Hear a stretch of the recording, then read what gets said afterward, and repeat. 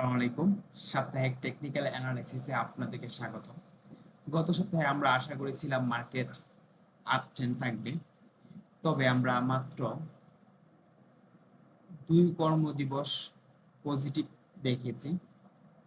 তাছাড়া বাকি 3 কর্মদিবস নেগেটিভ ছিল এবং অনেকগুলো শেয়ারের প্রাইস কমে গেছে। এখন বর্তমানে পরিস্থিতি কি?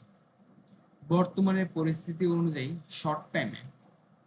শর্ট টাইমে আমাদের টেকনিক্যাল অ্যানালাইসিস কারেকশন অবস্থায় দেখাচ্ছে। আপনারা জানেন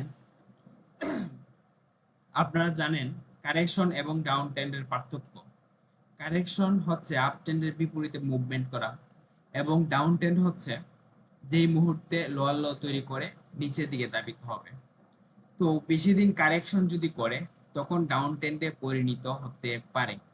সো এই বিষয়টি সতর্ক রাখতে হবে।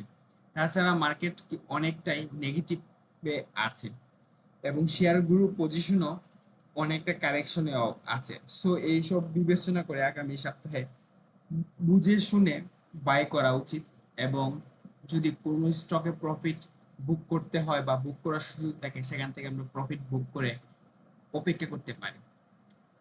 সো আগামী সপ্তাহে সাবধানতা অবলম্বন করব।